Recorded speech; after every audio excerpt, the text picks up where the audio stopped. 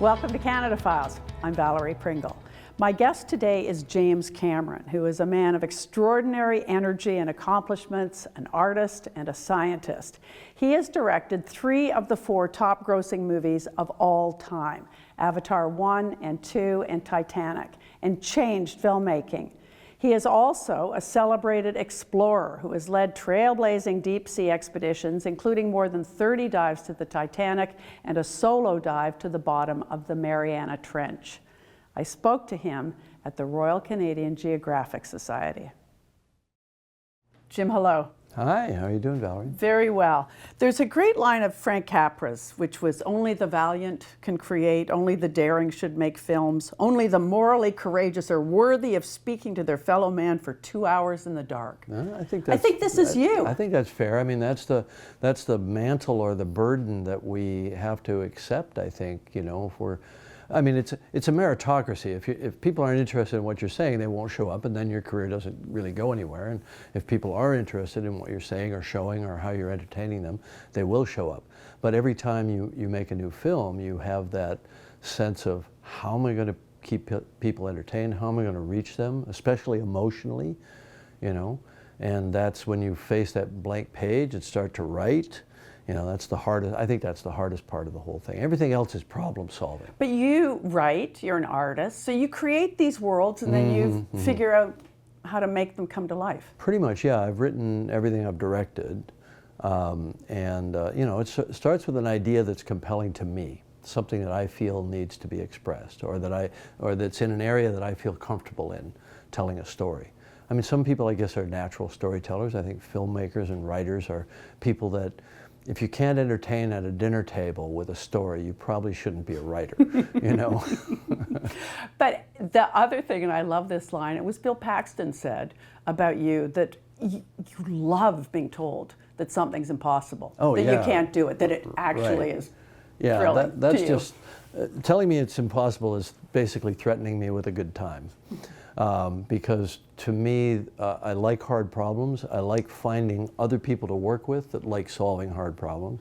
I love the comradeship of a team that goes up against a big challenge and prevails in whatever way, whether you're building a robotic vehicle to go into the high pressure regime of the deep ocean, or whether you're creating a story. An alien mother? Or an alien mother. I mean, if you're creating a liquid Terminator? Now, that was a hard problem. That was a hard problem because we were right at the bleeding edge of computer graphics, computer animation back, you know, that was in the 1990, basically. And we'd had a little precursor of it in The Abyss, where we created the kind of water tentacle, or the pseudopod as it was called in the script.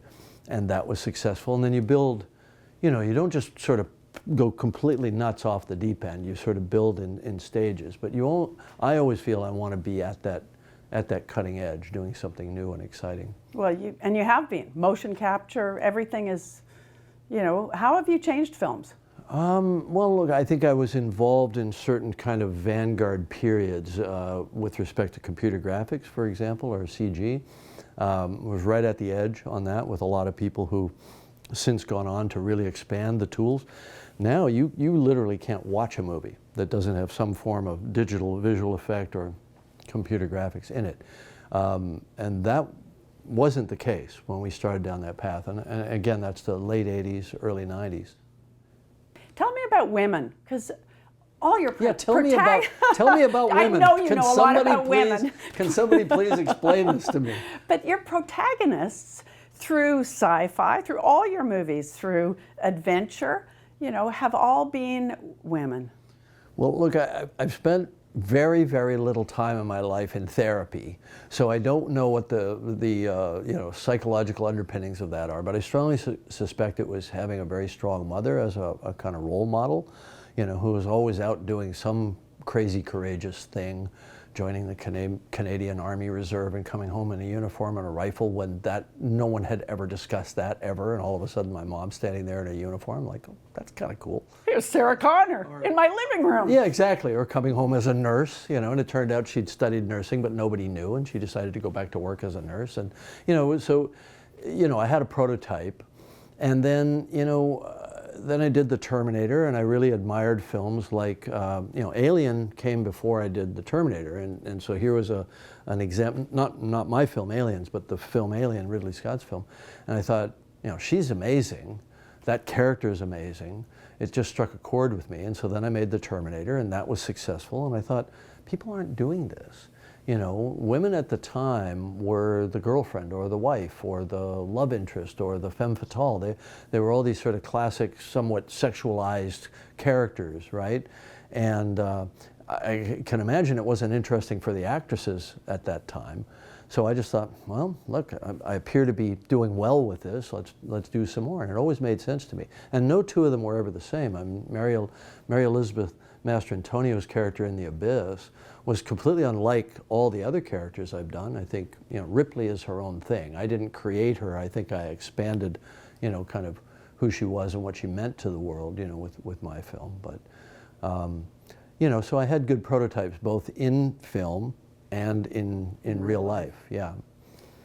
You're very loyal. Like you use people, if you think of Bill Paxton, Kate Winslet, even Arnold Schwarzenegger. Yeah. That you have a team. Yeah, well, Arnold is very loyal. One of the things I've always admired about him is his loyalty. He's always been loyal to me. I've always been loyal to him. I think when you have a good experience with somebody and you come to respect them coming out of the end of that experience, and you're not in some kind of fight. And I never wind up in any kind of long-term beef with any of my actors. We usually come out of it pretty much respecting each other.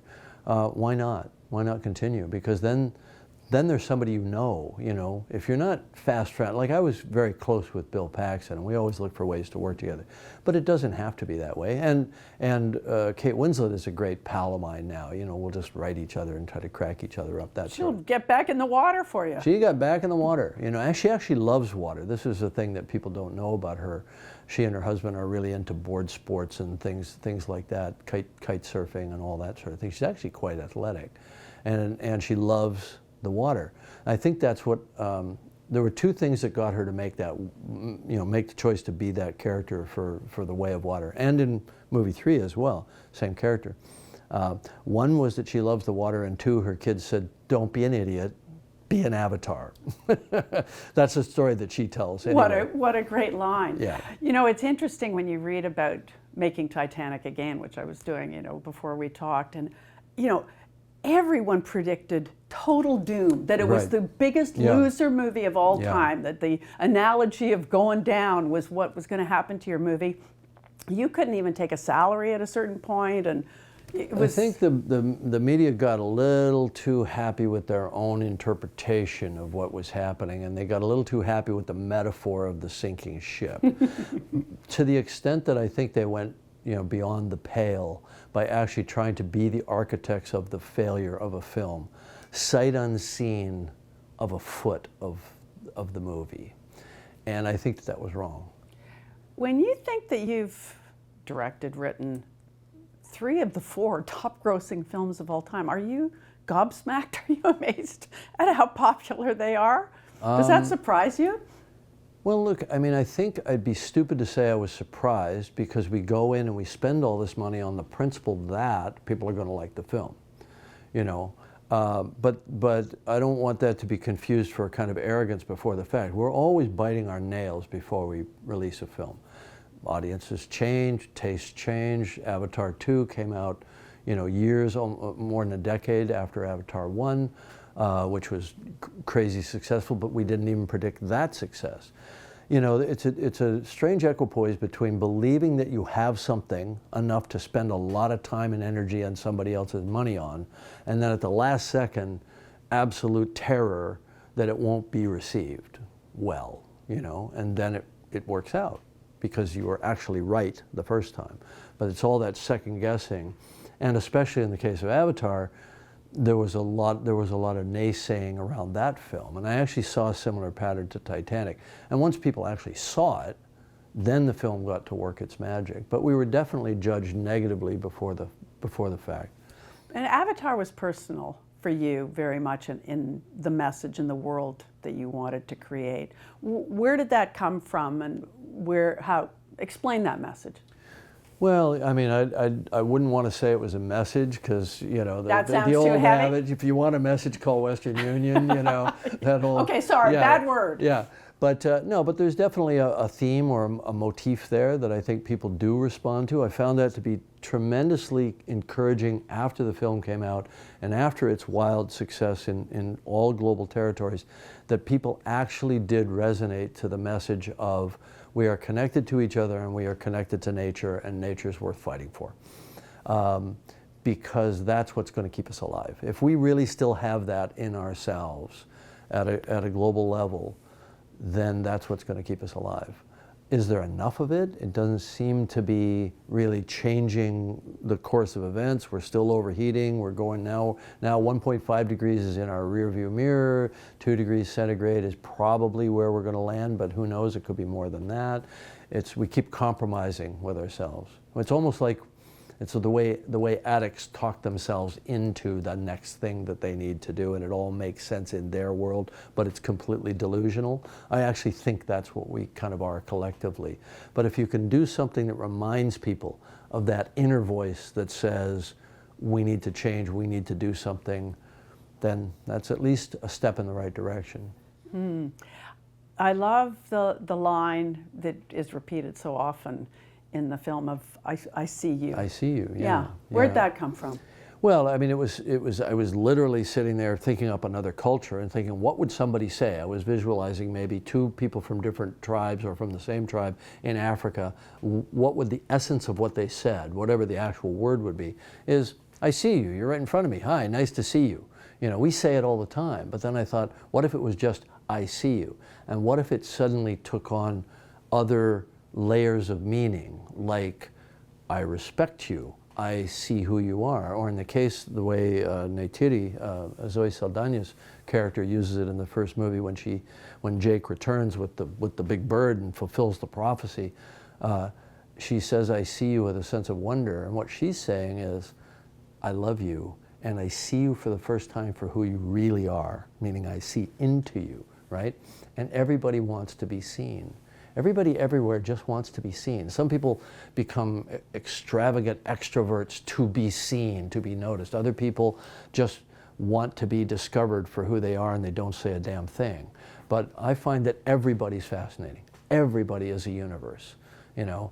And this sort of Trumpian idea that there are the winners and the losers of the world, and all the losers aren't even worth talking to. You know, they're not even worth knowing. They're not even worth caring about if they die or they starve to death or whatever.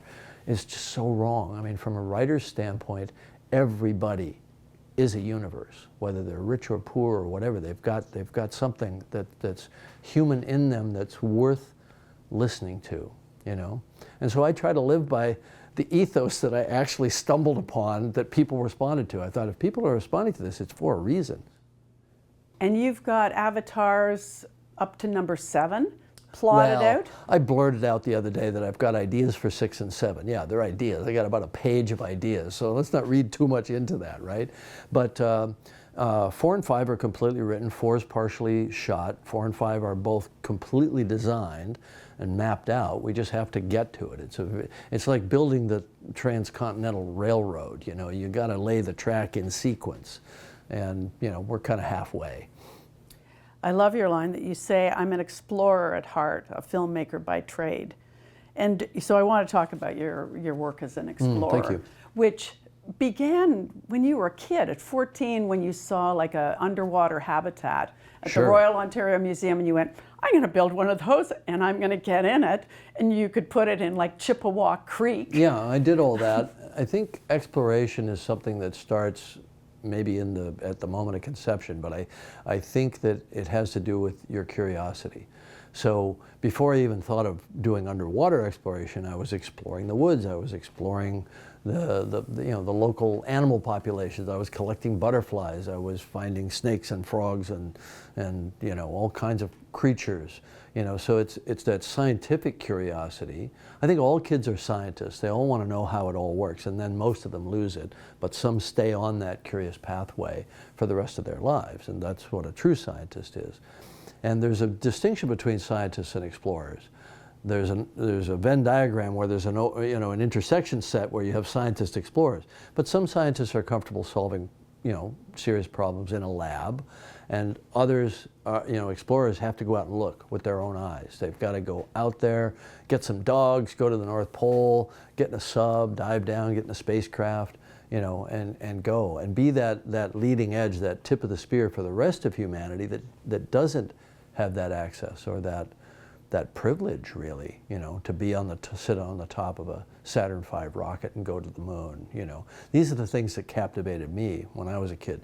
Jacques Cousteau, with his guys in their silver wetsuits and their diving saucer. I wanted to be one of those guys. Well, you became one of those guys. I became one of those guys. Yeah, I'm kind of. I saw, the movie The Life Aquatic with Steve Zissou.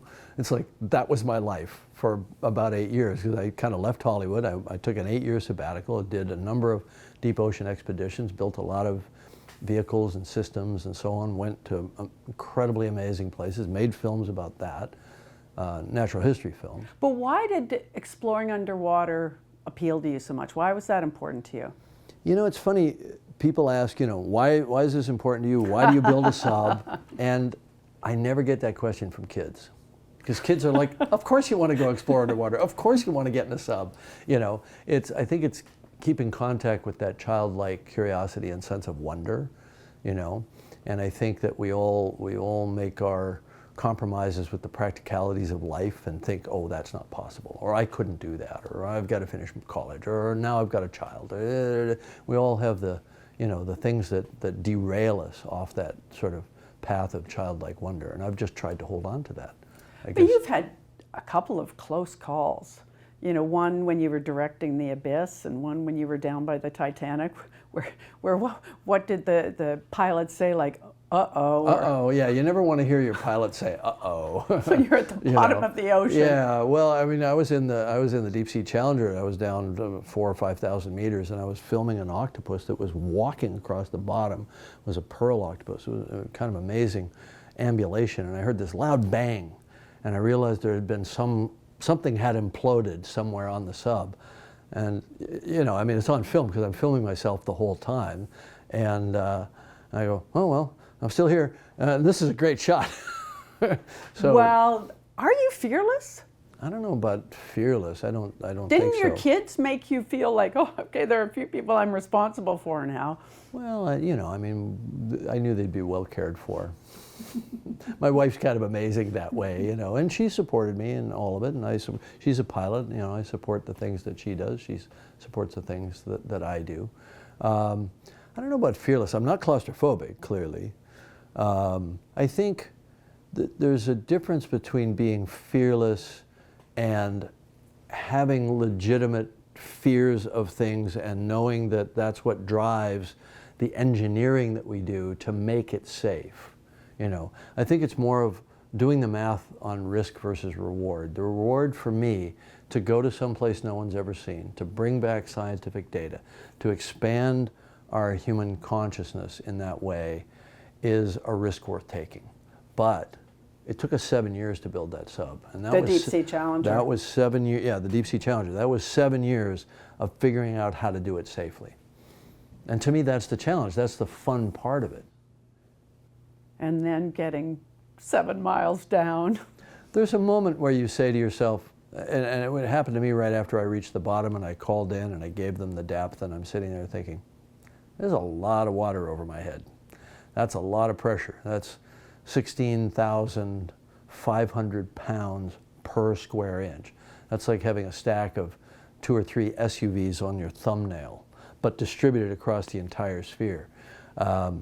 There's a moment where that flashes through your mind, but I never worried about implosion per se. I was worried about other things, like they lose these giant half-mile or mile-long fishing nets, and eventually they sink. And they go to the bottom and they become ghost nets. And a submersible, if it ran into a ghost net, there would be no way for it to come back to the surface, and you'd be dead, So you can't engineer against that. There are some risks you can't engineer against. So that's a problem.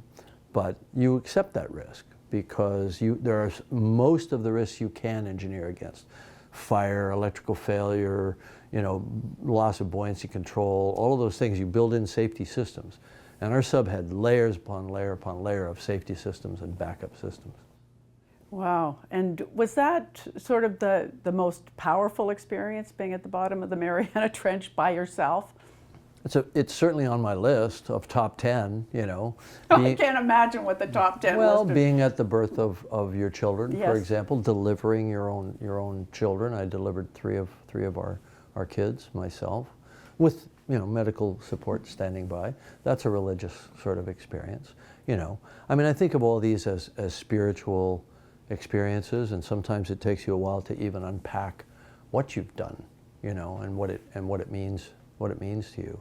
You know, I think my first dive to Titanic, I wasn't able to unpack it until I was back on the ship, and I was crying in my cabin because I had deferred it all while I was there on the mission, and then I realized the impact of where I had been and what I had seen. But you know, later when the mission pressure was off, you know, that happens sometimes too. Do you still mark that April date every year? Every year. Every year, we have a little, you know, email chain of the other, we call ourselves rivet counters, you know, the people that know so much about Titanic that they get so nerdy that your eyes roll back in your head after 5 minutes of talking to us. You know, we all sort of get around and say, you know, well, tonight, you know, we're going to raise a glass to, you know, the crew, you know, the designer, you know, Thomas Andrews, whatever it is, whatever is important to you. But yeah, it's observed every year. But it's still such a powerful metaphor. It's a metaphor. It's an incredibly epic, novelistic thing that actually happened. It's a real event. It's undeniable. It happened. What does it mean? How does it warn us? How does it warn us about plunging headlong into things that we've been warned about, which I think of that metaphor applying to climate change and maybe artificial intelligence and many other things, you know, that confront us. And so it always resonates. Why is a vegan diet so important to you? It's interesting, being 100% plant-based, which I've been for 12 years with my wife Susie and some other members of our family that we managed to convince. Although not our teenagers, they're still burgers and pizza, but they know better, so it'll kick into gear at some point in their lives. It's important for a number of reasons. First of all, health, but health wasn't my primary reason, it was environmental.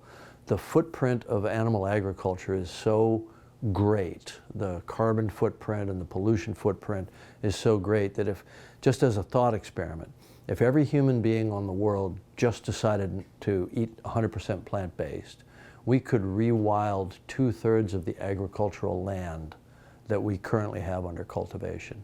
That's a pretty wild, I mean, that's a pretty amazing concept.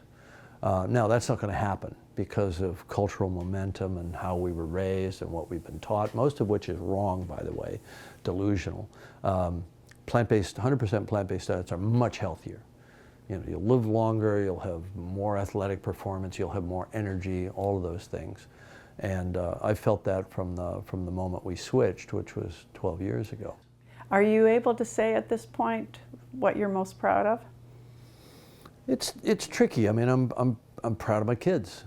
You know, I'm proud of the movies, including some that haven't made money. I'm very proud of my writing on Strange Days, for example. Most people, that's a footnote. They can barely even remember. The Abyss, I think, holds up very well. It didn't make a lot of money. Barely broke even, I would say.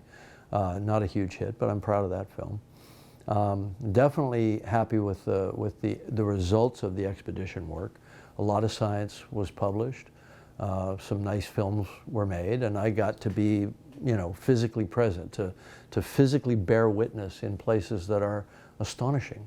I mean, truly astonishing. When I think back on some of the things that I've seen, you know, looking through the porthole or through my HD camera system, you know, I feel blessed, you know. Of course, it's not a blessing someone bestows. You bestow it on yourself with a lot of hard work. You know, but somehow the memory of all the work goes away and you just remember the highlights. The wonder. Yeah, the wonder. It's all about the wonder. The final question we ask is, what does being Canadian mean to you? Well, look, I'm Canadian born and bred, and I'll always be Canadian no matter where I go, no matter where I live. I'm currently living in New Zealand, but I think like a Canadian. I was raised as a Canadian. I'm proud of those roots. I'm proud of whatever the societal influences were that give me the value system that I take out into the world and that I try to bestow on my children as well. I could have easily moved back here. I wound up moving to New Zealand, almost a quirk of fate, because that's where the visual effects company is that we worked with on the Avatar films, and that's where our infrastructure was built up. But to want that value system for your children, to get them out of Los Angeles, out of Malibu, away from all that craziness, I could have easily come here versus there. And I've done productions, and I have businesses and work here in Canada. I'm proud of Canada for what it accomplishes, for being, you know, relatively small population as a country. And a lot of hardship being so far north and so spread out and so on. What we accomplish here is quite amazing, I think. Well, we're super proud of you. Oh, well, thank you. It's been a pleasure. It's been great talking to you, Valerie. Thank you. Thank you so much. And we'll be back next week with another episode of Canada Files.